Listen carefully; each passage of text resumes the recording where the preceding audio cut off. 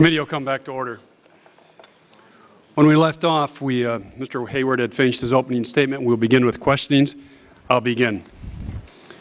Mr. Hayward, when I heard about the explosion in the Gulf, the immediate company that popped in my brain was BP. And that's because last number of years from Texas City, where people died and 170 people were injured, the North Slope, the problems we've had there.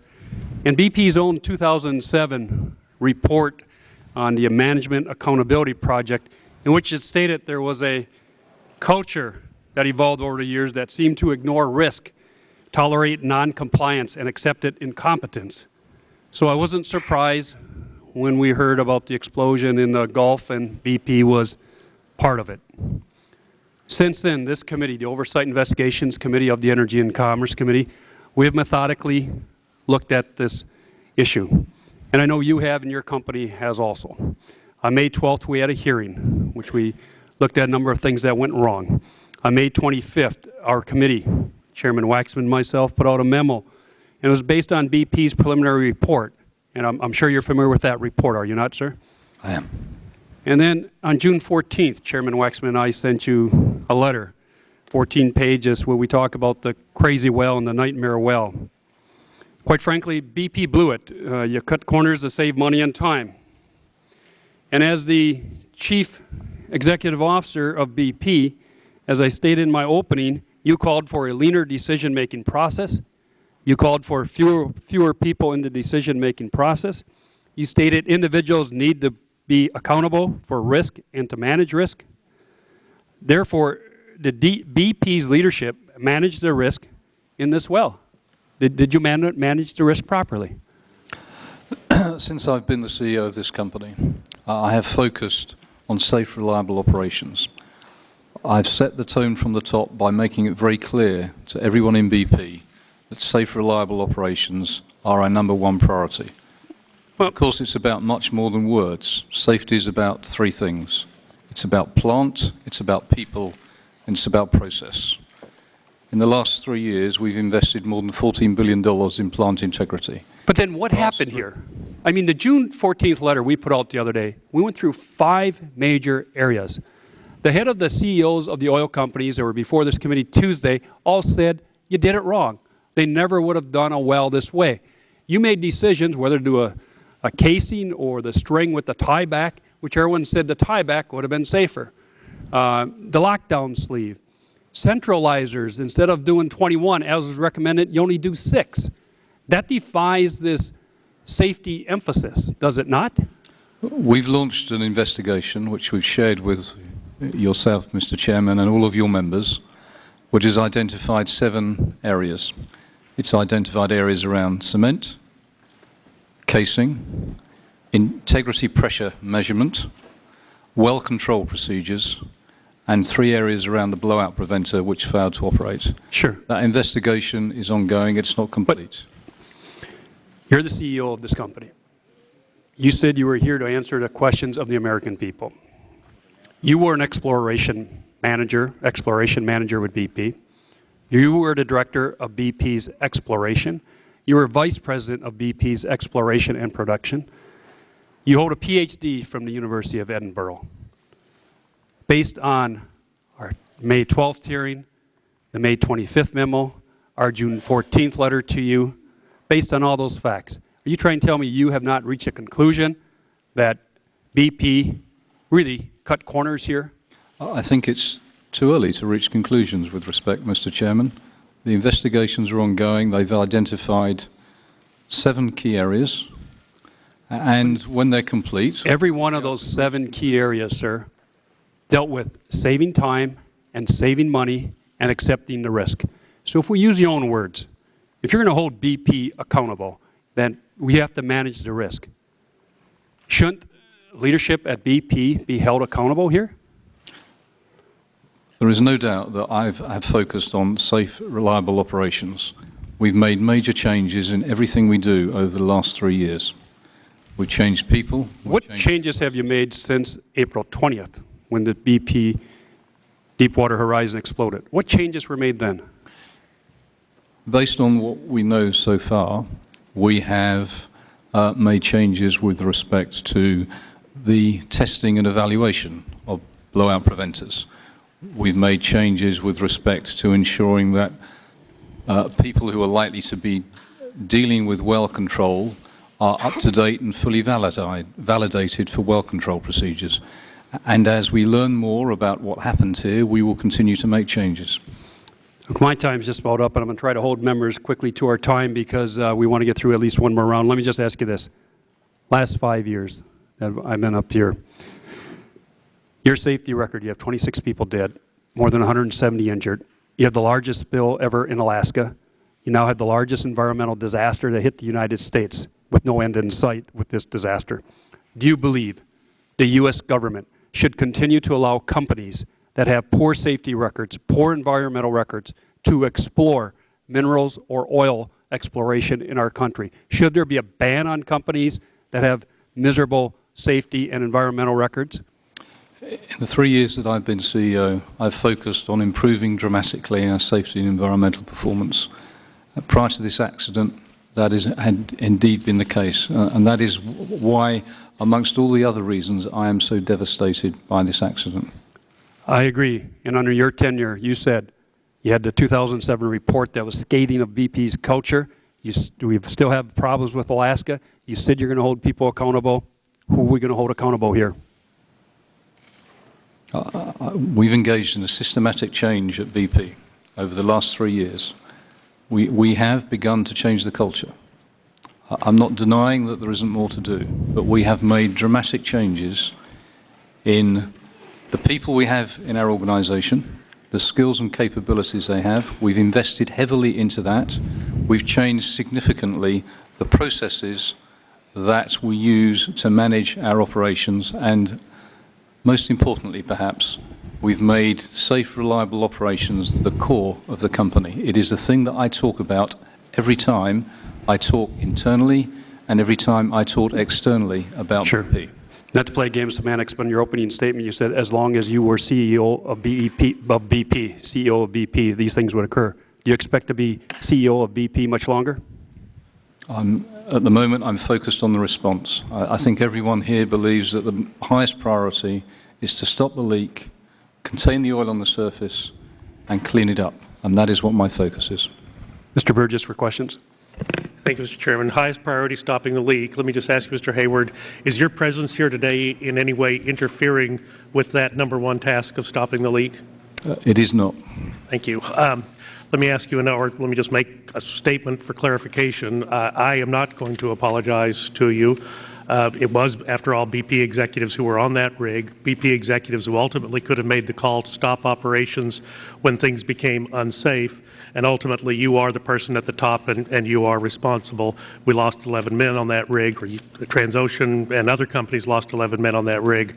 I don't feel that apologies are in order, but Mr. Chairman, I do have serious questions about the setup of this fund that we heard about from the White House yesterday, and I hope this committee will stay engaged in the oversight of that activity as well. It's still disturbing to me that we have not had anyone from the federal regulatory side.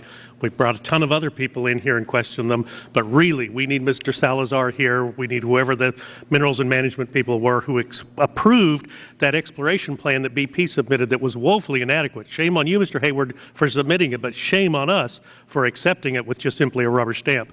Now I've got some questions that I do need to ask. BP, unfortunately, is not the first time you've been in front of our committee. And in 2006, although you were not CEO in September of that year, I pulled the transcript last night and looked through it again. There was a big oil spill in Alaska, had to do with not proper maintenance on the pipelines. And when you came in, you said you were going to focus like a laser beam on safety. And certainly that had to be welcome news after Texas City, after the North Slope accident. So what safety briefings do you get as your office of Chief Executive Officer, and who provides them to you? The basis of our management of safety performance is through something that we call our Group Operating Risk Committee. It's a committee that I set up, I chair. It involves the heads of all of the business streams, and we meet on a bi-monthly basis to review the safety performance across the company. That process is mirrored down through the company. And what type of safety directives then, or what type of directives do you issue in terms of safety as a result of those meetings? And perhaps would you be willing to share some of that information with the committee as we go forward? We can certainly share that information with the committee. They range from changes to procedures to requirements to have people where there are issues with safety to come and present to us. But somebody records minutes during those meetings, and then your directives that come as a consequence of those briefings are written down and delivered to the appropriate managers on the There are ground? minutes of those meetings. I beg your pardon? There are minutes of those meetings. Let me ask you this. And Mr. Stupak already alluded to the fact that should we allow someone who's perhaps not following the best practices, drilling practices, to continue to drill, is there any other well, to your knowledge, in the Gulf of Mexico that has been done in the same manner as this well that was being drilled under the Deepwater Horizon? There are many wells in the Gulf of Mexico. Are there any other wells where you haven't put the proper number of centralizers There are in? many wells in the Gulf of Mexico that have the same casing design. There are many wells that have been drilled where the same cement procedure has been. Now, have the Minerals and Management Service people been there and looked over those with a fine-tooth comb?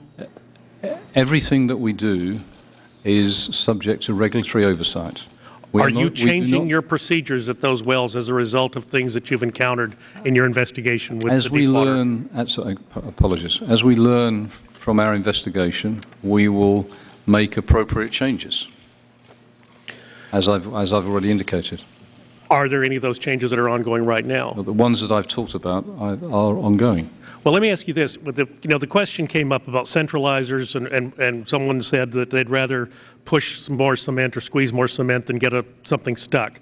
I'm not technically savvy enough to know exactly about that, but if that's the statement and you're going to push cement and deal with a fewer number of centralizers to hold this thing steady in the center of the column, is there any way to find out that, in fact, that cement went where you intended it to do, and that rod didn't, in fact, get off to one side or the other?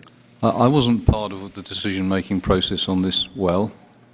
I've looked at the material. Yeah, that's not the question I asked you. Was there a procedure that could have been followed that would have actually given that information? I can't answer that question. Well, there is. I'm not a cement engineer, I'm afraid.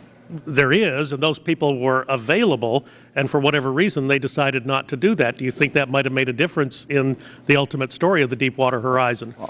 I'm not prepared to speculate on what may or may not have made a difference until such time as the multiple investigations that are ongoing are concluded. Well, but prior to April 20th, when the well blew up, were you briefed on the progress of the drilling of the Mancoto well? The only knowledge I had of the Macondo well occurred in April, when it was evident to the team drilling it that we had made a discovery, and they notified myself that we'd made a discovery. That was my only prior involvement in the well. Who briefed you? Who briefed you on that discovery? The person who would have briefed me would have been the chief executive of exploration and production. And were you privy then to any other information, the difficulties that they'd had, the multiple gas kicks, the losing the tools down the hole, the length of time they've been over the hole, the decisions to move quickly because we'd spent too much time over this well? I had no prior knowledge. Who would have had that information? Certainly the drilling team in the Gulf of Mexico. But you're the CEO of the company. And with do you have any sort of technical expert who helps you with these things who might have been there? With respect, sir, we drill hundreds of wells a year all around the world. Yeah, I know, that's what's scaring me right now. Did you have a technical expert who was advising you there on this well? Because we've heard from other people that there were problems. It was a bad well. It was a dangerous well. Gas kicks, and the mud was not degasified or whatever the procedure was. So did you have a technical expert advising you? I had no prior knowledge or involvement in the drilling of this well. None whatsoever. Well, then who was? If you're the CEO of the company, if I'm a shareholder of BP, which I'm not, but if I am, how can I then have comfort that the CEO knows what's going on as far as safety on the rigs? Or is it true that it's just all about profit? There was a drilling team providing oversight of this well. There was a drilling team. I'm going to have to go to Mr. Waxman. All right. Mr. Waxman, for questions, please. Thank you very much, Mr. Chairman. Mr. Hayward, when you became CEO 3 years ago, you said that safety was going to be your top priority. You would focus on it like a laser. Your website said safe and reliable operations are integral to BP's success. I want to ask you whether you think BP has met that commitment that you made when you became CEO. Since I became CEO, we have made a lot of progress. We have made it very clear to everyone in the company that safe, reliable Have you operations... met that commitment that you made? And we've made major changes. We've made major changes to our... You made major changes, We've but made now we major see changes this to the disaster in the Gulf. Does that indicate that you didn't keep that commitment? And one of the reasons that I am so distraught... Could you by answer this yes or no? accident is that I don't want to know whether you're distraught. I want to know whether you think you've kept your commitment. we have focused like a laser on safe and reliable operations. That is a fact. Okay, well, let me Done ask every you, day. let me follow up on that. We had a hearing earlier this week with CEOs from the other oil companies. They were unanimous in their view that you made risky decisions that their companies would not have made. And in particular, they criticized your decision to install a long single string of casing from the top of the well to the bottom on April 19th, the day before the blowout. They said this well design choice provided an unrestricted pathway for gas to travel up the well in the annular space that surrounded the casing. And of course, it blew out the seal. How do you respond to their criticism? Did BP make a fundamental misjudgment in selecting the single string of casing? I wasn't involved in any of that decision making. Well, but I want to know your view of it. Now that you know about it, now that you know what your company did pursuant to your laser request that they be attuned to safety, do you think that that was a mistake? The original well design was to run a long string. It was approved by the MMS. There was then a discussion in the course of the drilling of the well whether a long string or a 7-inch liner would be most appropriate. That is what I understand based on having looked at the documents and listened to our investigation team. The decision to run a long string, at least in part, was to do with the long-term integrity of the well. Well, let me be fair to you, because I'm asking you to look with hindsight as to what happened and the decision that was made.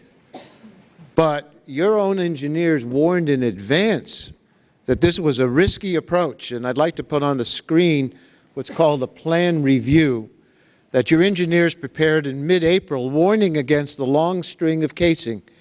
As you can see, your engineers said that if you used a long string of casing, quote, it is unlikely to be a successful cement job. You would be unable to fulfill MMS regulations, and there would be an open annulus to the wellhead. And I have that on the screen. Now, those are serious risks. A failed cement job, a violation of MMS safety regulations, an open pathway for gas to travel to the top of the well. The same document says that if you use the liner and tieback approach, which is what ExxonMobil and other companies said you should have used, you would have avoided or lessened these risks. And here's what the plan review said. If you used a liner, there would be less issue with landing it shallow. It would be a second barrier to gas in the annulus and a higher chance for a successful cement job. Now, you said that BP was supposed to be focused like a laser on safety, yet BP apparently overruled the warnings of its own engineers and chose the more dangerous option. How can you explain that decision by BP? Why were the safety recommendations of your own engineers ignored? I wasn't involved in any of the decision making. It's clear that there was some discussion amongst the engineering team and an engineering judgment was taken. Now, it's clear to me that you don't want to answer our questions. Because isn't it true that you've served your life in BP? You've only recently become the CEO, but haven't you been in this business most of your professional life? I've been in this business 28 years. 28 years. So you should have some knowledge about these issues. And I sent you a letter in advance asking you were going to be asked these questions and to be prepared to answer it. How can you explain this decision where you ignore, not you yourself, but people that work for you who should have known that it was your directive to be a laser on safety. How could they have ignored these warnings from people right within your company? There was clearly a discussion between the engineering team as to what was the most appropriate course of action to take. An engineering judgment was taken that involved long-term integrity. Well, it was more than an engineering judgment, because on April 15th, there's a document, which is 5 days before the blowout, that said that using the safer liner will add an additional $7 to $10 million to the completion cost. The same document calls it the single string of casing, the best economic case for BP. And the conclusion I draw from these documents is that BP used a more dangerous well design to save $7 million. What do you think about that? What's your response? I believe that document also highlights that the what? I believe that document also highlights that the long-term integrity of the well will be best served by a long string. The long string is not an unusual well design in the Gulf of Mexico. As I understand Say that again. the long string is not an unusual design in the Gulf of Mexico. As Well, I understand it, there from are Halliburton's witness, who was interviewed by our staff, that only 2 to 10% of those wells might use this particular string. The fellow from ExxonMobil and other CEOs said they wouldn't proceed this way. It appears to me that BP knowingly risked well failure to save a few $1 million, and you were drilling 18,000 feet below the sea. If you made mistakes, the consequences of those would be catastrophic, and in fact have turned out to be catastrophic. Don't you feel any sense of responsibility for these decisions? I feel a great sense of responsibility for the accident. We need to allow... How about for the decisions that made the accident more likely? We need to determine what were the critical decisions, and... Did you get my letter, and did you review it? I've read your letter, Chairman, and I've did you reviewed realize in the letter we asked you to be prepared to discuss these issues? As I've said, I've seen the documents following your letter, and I can't pass judgment on those decisions. Even though you've worked 28 years in the oil industry, you're the BP CEO, and you said laser, like a laser, you're going to, safety is the biggest issue, and you have people under you making these kinds of decisions, and now you're reviewing them. Do you disagree with the conclusion that this was riskier to use this particular well lining? I'm not prepared to draw conclusions about this accident until such time as the investigation has concluded. Well, this is an investigation. That's what this committee is doing. It's an investigatory committee. And we expect you to cooperate with us. Are you failing to cooperate with other investigators as well? Because they're going to have a hard time reaching conclusions if you stonewall them, which is what we seem to be getting today. I'm not stonewalling. I simply was not involved in the decision-making process.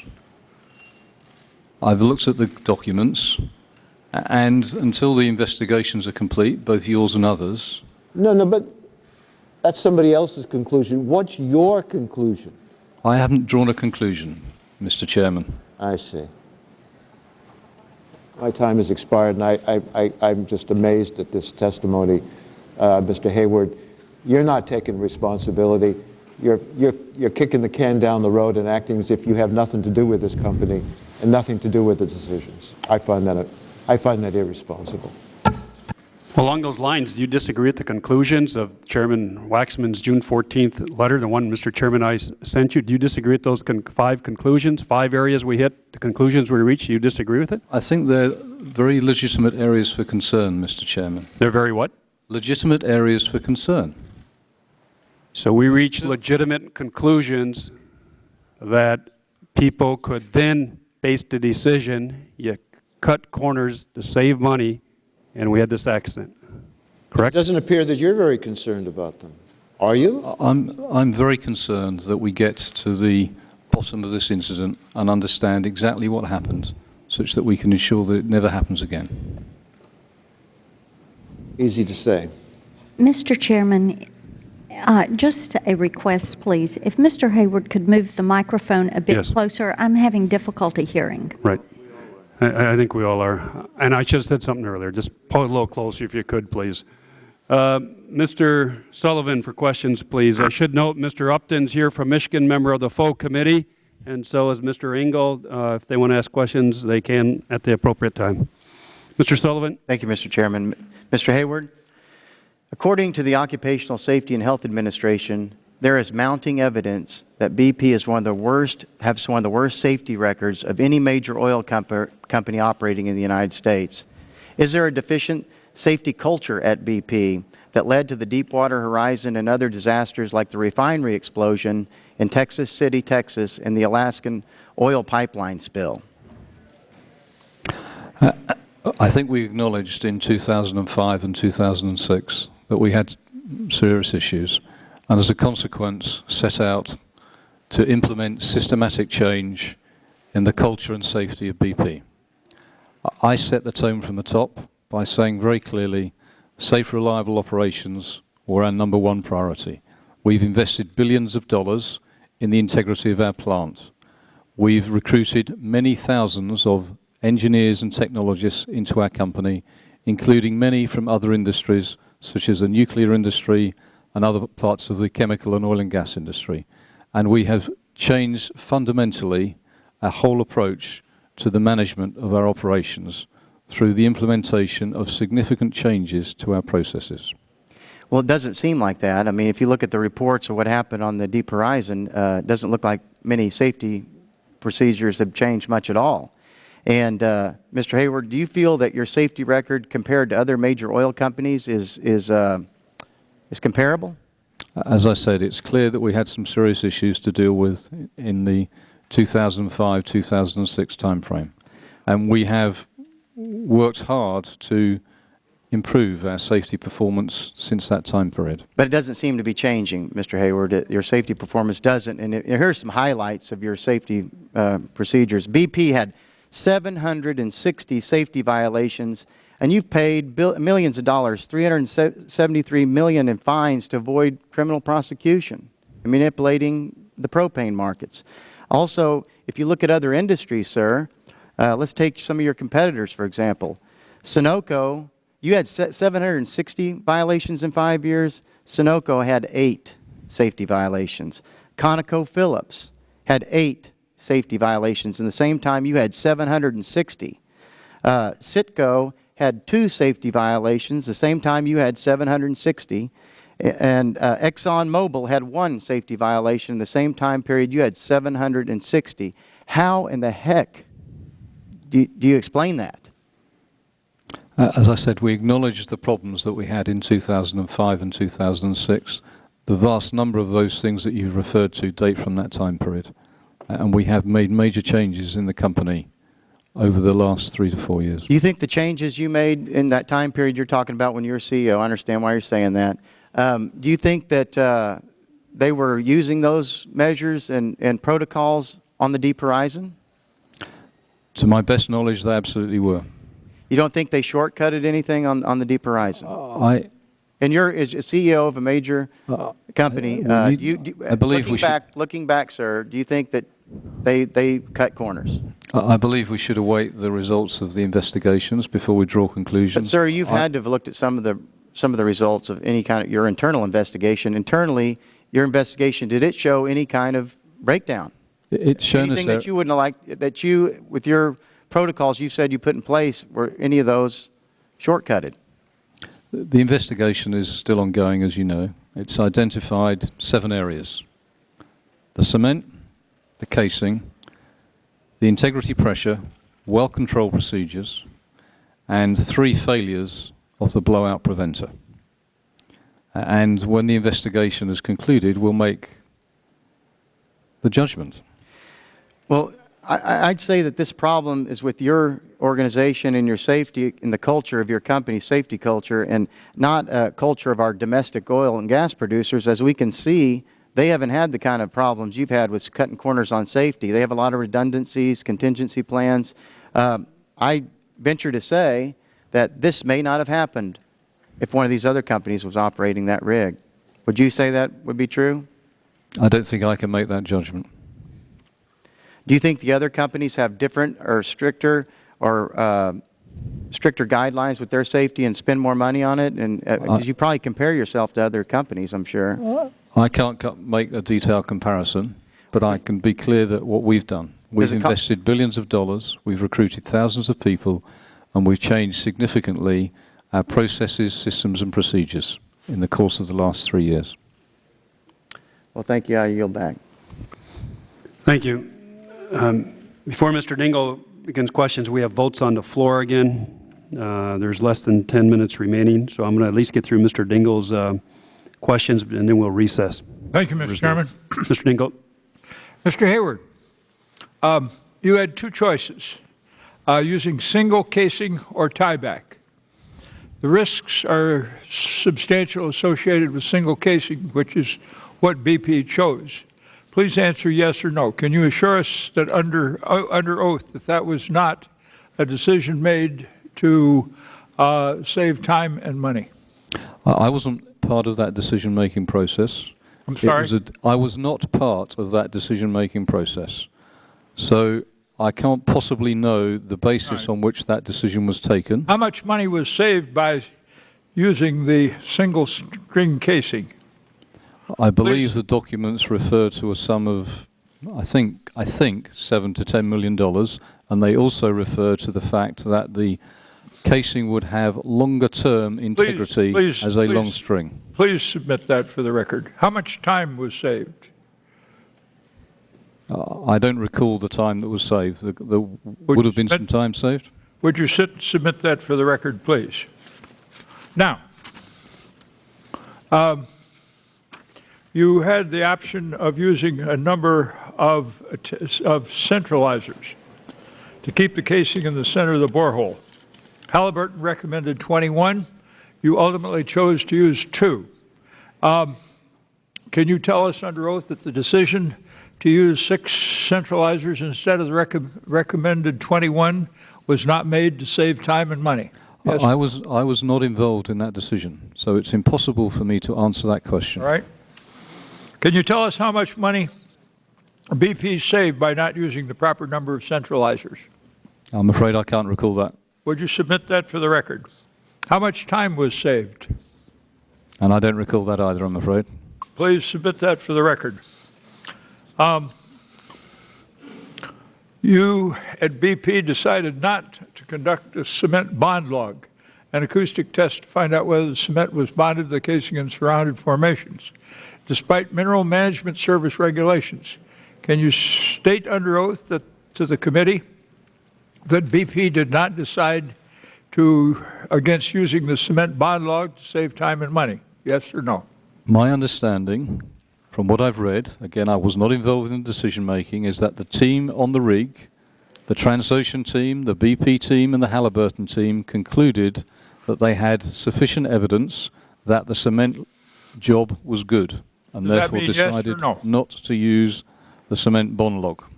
Does that mean yes or no? It means I can't answer your question in that form, I'm afraid. How much would this test have cost BP? I can't recall that number, I'm afraid. Please submit for the record. How long would the test have taken?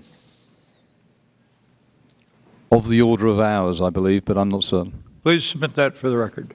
Would BP, well, now, you were supposed to engage in circulating drilling mud in the well bottom when the case is on the bottom and before cementing. This is referred to as bottoms up. Did BP fully circulate the mud? Yes or no?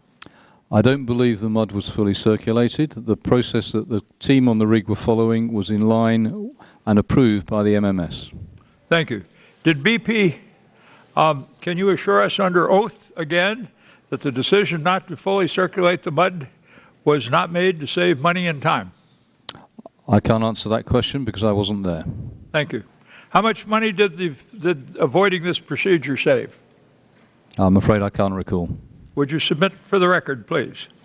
How long would the fully circulating of the mud have taken? I'm afraid I can't recall that either. Would you submit that for the record, please? Now, BP made the decision not to install a casing hanger lockdown sleeve. Can you assure the committee under oath that the decision not to install such lockdown sleeve was not made to save time and money? That was a decision I was not party to. How much did the installing of the lockdown sleeve save BP? I don't know. How much time did installing the lockdown sleeve save? I'm afraid I don't know that either. Now, you have received a letter from the chairman of the subcommittee and the full committee asking a series of questions. When will the committee have the response to that letter? You'll get it as soon as we can make them available to you. Now, did BP have an emergency response plan in the event of a failure? An emergency response plan or a spill response plan? Sorry? Congressman. Sorry, what was the question, please? Did you have a response plan in the event of a failure at the well? We had a response plan which we have. What was the date of that response plan? The response plan was last approved, as I recall, in June of 2009. Please submit to us the date of the response plan and the number of times which it was updated and who it was that did the formulation of the plan. Please inform us for the record whether or not that plan was approved by the Mineral Management Service and on what date.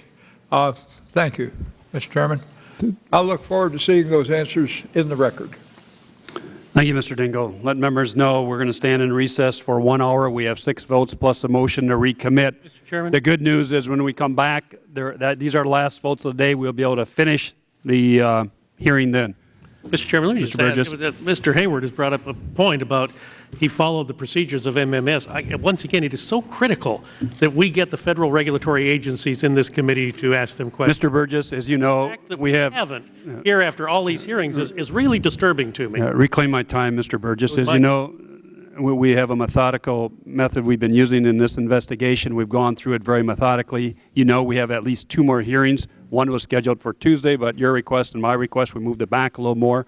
There will be at least 2 more hearings. We will do our job. We'll have all parties here before this committee at the appropriate time. Because clearly Mr. Hayward is not prepared to answer the questions, and we need to get MMS in here to do that as well.